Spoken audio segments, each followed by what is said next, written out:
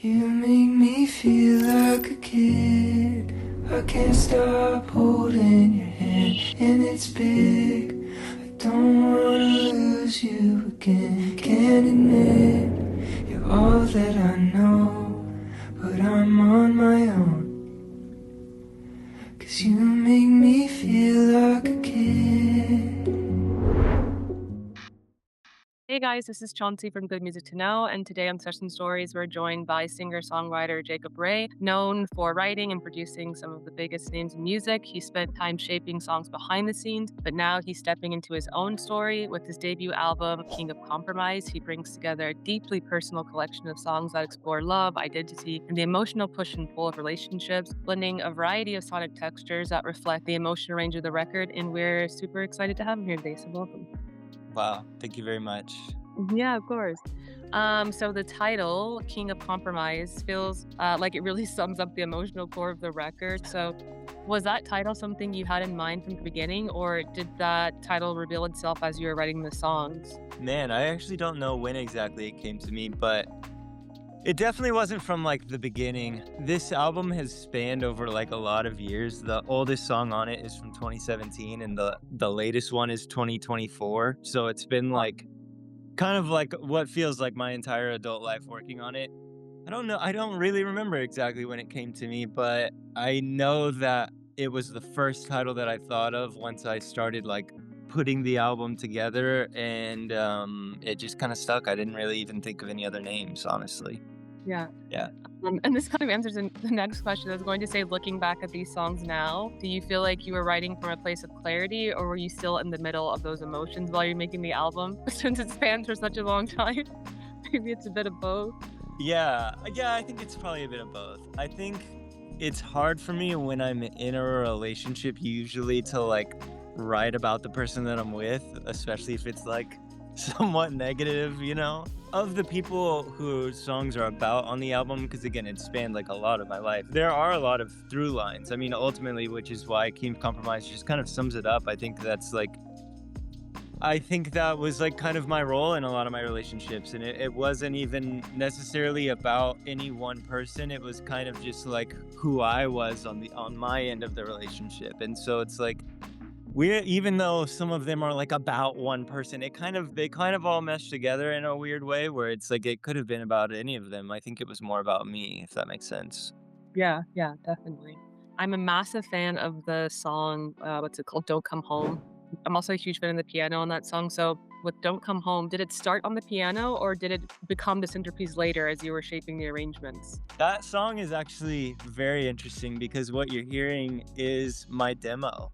I Oh, My laptop was stolen in 2021. I think I wrote that song in it must have been either late 2019 or early 2020. And yeah, that was only 2 days of work on it. I had wow. started on the piano, and whenever I'm working, whenever I'm working by myself, it's very, like, kind of fast, and I don't really think, about what I'm doing necessarily, and that one definitely did start with the piano, and then I'm sure I think those drums even are just a sampler that I have, like a sampler keyboard that I uploaded my own drum samples on, and I just played that through all the way once, and then played the bass all the way through, and then it's like it Yeah. was really just like getting the ideas out. And then I didn't write the second verse whenever I first tracked it all, and then the next day I went back and tracked the second verse. But then yeah, my laptop was stolen, and I tried recreating it, and it just didn't feel as good. So Jeff Ellis, my mixer, just stem splitted my demo and just made it way better, and that's what you hear now. Is there a song from the album that like hits differently when you play it live? Like maybe where it kind of brings you right back to that moment? Probably substance abuse. I actually just played my first show in my backyard. Oh, great. I'm actually in London right now. I see your sign back there. This is London. I don't know where you are, but I'm in Berlin, not far. oh, okay, cool, cool. Yeah, I played a show right before I was traveling, and I think substance abuse. That's the song that I wrote in 2017, and it has stuck with me all these years. I played one show before moving out to LA at White Oak Music Hall in Houston, Oh, Texas, cool. and And I played that song actually back then, and it still feels and just hits just as good. And yeah, that song I would say is probably one of my favorites to play live. And the album moves between, like there's, like, some, like, retro 70s synth pop textures, and then there's, like, piano-driven moments, and then there's even, like, a few guitar-led, twinged country type songs. So how did you think about balancing those different sounds while keeping a sense of your identity across the record?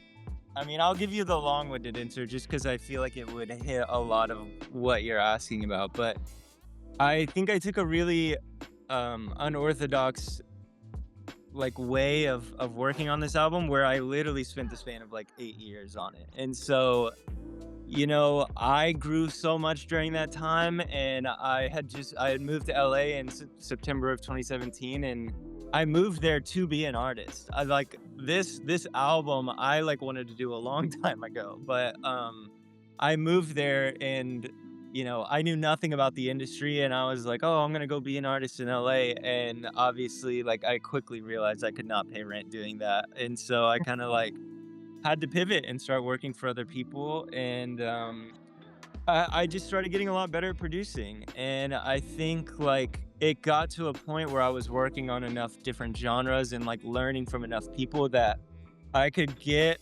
a lot of sounds that I wanted. Like, yeah, I kind of was getting to the point where I could hear something and pretty much like produce it, like, or at least close or good enough in the same vein. I think a big part of it that shaped it is I was just meeting so many different kinds of people. And one of my roommates a few years ago was like a pure rap head, like Yeah. pure rap head. And he like, if Bon Iver or John Mayer or Phoebe Bridgers was like I was playing it, he would like shut it off. That was like his vibe. And so I think living with someone like that, it was interesting to me to be like, I wanted to make an album that anybody could listen to, like rap heads or like Phoebe Bridger fans or John Mayer fans, or all could listen and just pick one. And Don't Come Home, it's funny, a lot of people say Elton John, but That's uh what I said. I wrote that in my notes when I was listening to your album. It's yeah. a key sound when they first come in. Like, but Mhm. I didn't know it the first thing I wrote down was Elton when I heard that song the first. Yeah, I'm glad that a lot of people think that, because that actually to me is like a bit of a spawn from After the Love Is Gone, the After Oh, the yeah. Love Is Gone. I heard that song once and I literally was like, it was before I wrote Don't Come Home. I heard that song on a road trip. We were going to the poppy fields or something, and we were like on a long car ride, and I like didn't want to hear it again because I was like, if I hear that song, I'm gonna rip it so hard. And and so I just like I was so inspired by that song. I mean, the chords are just constantly moving, and his voice is obviously just incredible. But to me, that's like kind of where the middle ground of like, where rap heads might listen to soul music or like, like that kind of old Motown-y stuff. And like kind of, I just, for some reason, I just felt a responsibility throughout the years that I was making this album to make something that anybody could listen to one song on the album and like it. And I felt like I was in a unique position where I could make it happen because I know how to produce on a lot of different kinds of genres, I feel like, or at least well enough to make a good blend. And then you get songs like Are You Who You Wanna Be, where it's like 808s and guitars. That was like kind of how that song started. I just wanted a song that was like pure energy from just like 808s and guitars. And so like that's like it's unique, it's like you don't really hear something like that. I just wanted to make something that was widely palatable enough to anybody. And I think it's really important to me for songs that I write to have really strong music identifiers. Like, Yeah. when you hear the keys of Don't Come Home, you're like, oh, yes, that's it. Or like the drums of Close to You, or like the substance abuse, like, da-na-na-na, dun-dun-dun. Like songs don't really have good music like lines anymore, and I feel like that's something that I kind of want to like bring back to some degree. Yeah, yeah, and there's, like, a strong vintage influence on certain tracks, especially Mhm. with the Prince and the falsetto. So on Masochist, I immediately thought of Prince when I heard that. I was like, "Okay, falsetto." Yeah, Uh, love that track. So what draws you to that era sonically? Just curious. it's so funny because like I don't listen to Prince. Obviously, I know the big ones, and like I'm not just saying that just to say that. I grew up in church, and honestly, I think that's kind of where Oh, a that's lot probably of why. it. Yeah, I think that's where a lot of it comes from. Is like I was just learning so many songs, and my mom led worship in Kenyan churches. I was going to a lot of Spanish churches. Like I played all around Houston. There was a lot of churches that I played at, and to do that, you have to know the song front to back and be able to change keys at any on any given Sunday morning at 7 a.m. if the singer needs to change the keys. And so I got really used to those chord shapes. And it's funny, the only other thing that I can really like kind of go back to is my dad would play like the greatest hits CDs of like the 70s and 80s and 60s and stuff in his car growing up. And I think that was a lot of it too, because I find myself thinking about those songs, and even though I haven't heard them in so long, and so lately I've just been going back and listening to those. Masochist started with me playing the clav and the drums, and that was just how it lived for a long time. I started that idea and I didn't write anything to it. And that one was a pretty tumultuous like Don't Come Home was a situation where I just wrote it really quickly, but Masochist was the opposite. It was like over the span of a couple years where I was kind of chipping Oh, away at it. Right up till the end, honestly. But I don't know. I love Prince, and I one day I will go through his discography. I know like the big ones obviously, but I don't spend a lot of time listening to that kind of stuff. yeah, yeah, fair enough. I'll have to send my mom that song of yours because she's a massive Prince fan, so she'll love it. Oh, She'll sick. It's a good song. Yeah. But so both the album cover and then Don't Come Home, like the music video, visually it plays with the idea of like space with this like unfinished house. It's almost like being inside something that doesn't quite feel whole. So like, was that kind of where you were going visually and intentionally with it, or does the house represent something else? I think that's an interesting connection. I never really thought about why I wanted that. I'll tell you where it came from. That is a good, honestly, connection. And yeah, I think that does make sense. It's like how whenever English teachers are like applying meanings to like someone's work and the other person's like, "Oh, I didn't even think of that." But I was watching the Muppets with my girlfriend and one of the old Muppets movies. And we were just looking at the sets, and I was like, no one makes sets anymore. I'm not a super visual person, and the only thing that I could picture for my artwork was just an all carpeted room. I think I was watching like Severance at the time too, and it was like very minimalistic but super beautiful shots and stuff. And I was just like, for some reason, that just feels like retro enough without being on a decade, like some sort of carpet, like just all blue. And my girlfriend actually connected me with some people who built the box, and that's in my backyard, and it's still up today. It's been up since last June. And That's that's where I played my show actually. It was like I did one last hurrah in it.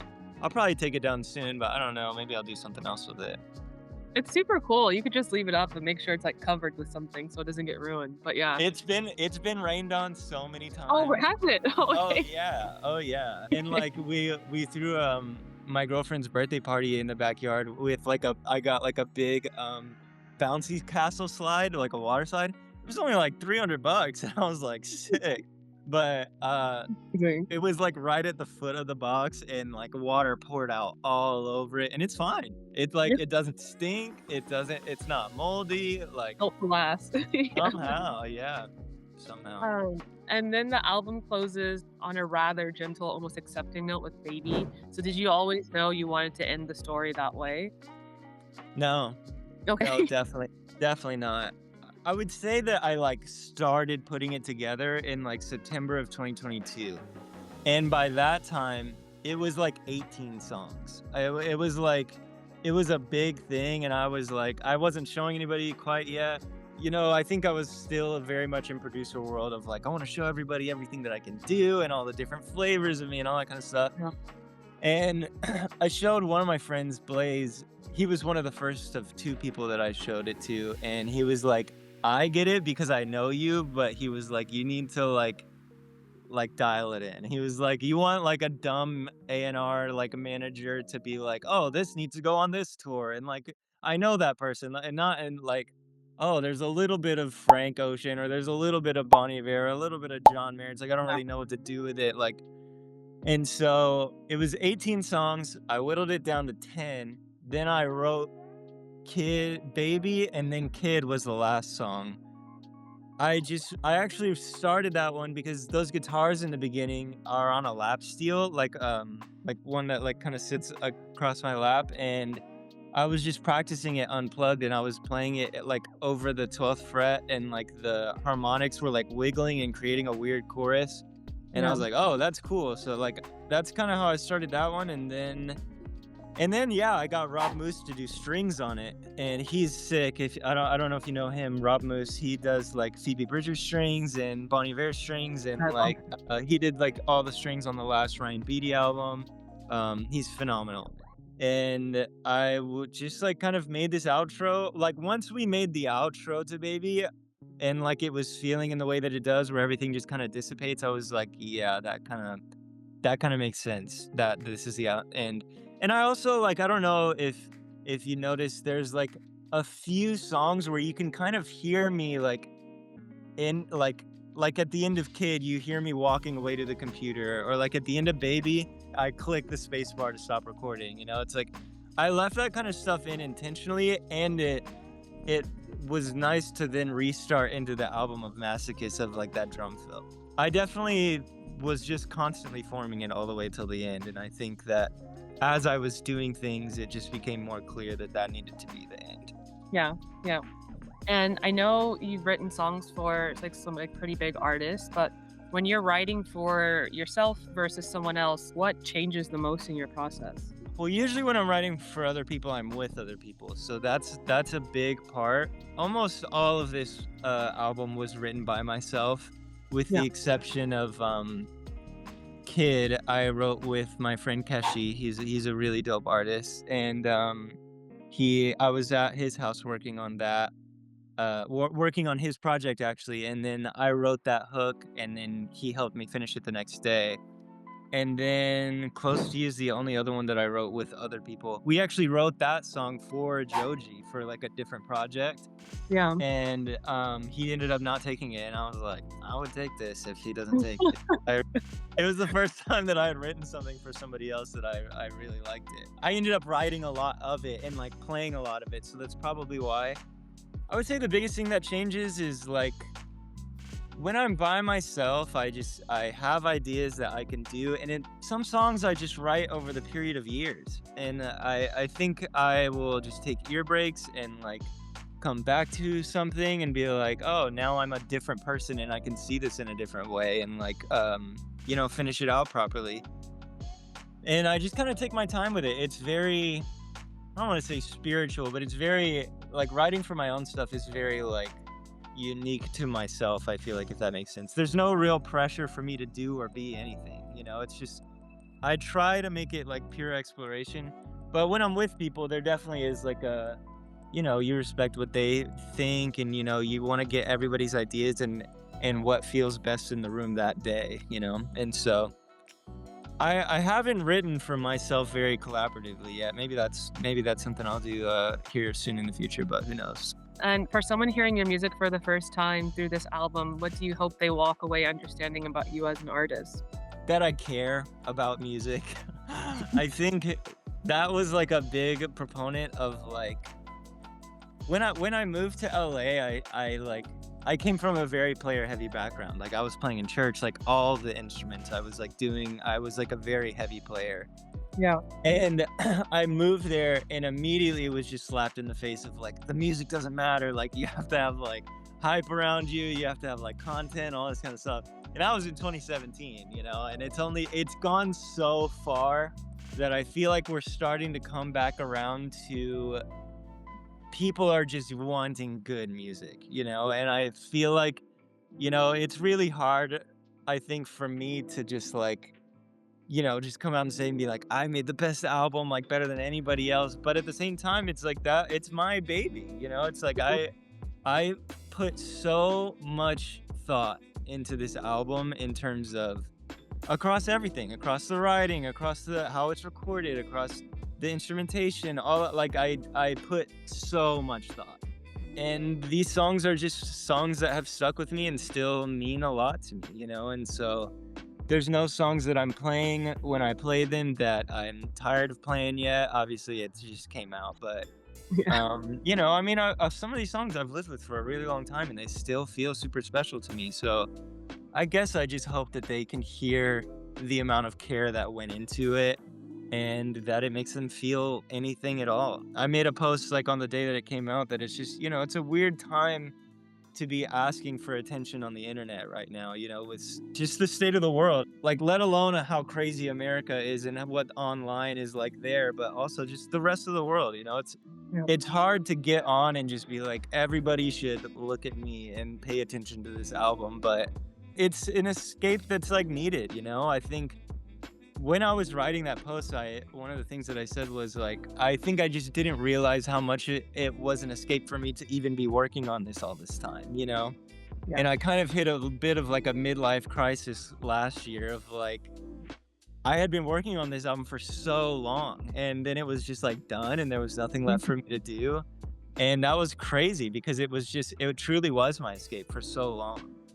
Yeah. And, you know, now I don't think I'll spend that long to make my next couple albums, but I want them to feel like they can feel whatever they need to feel, you know? Yeah, yeah.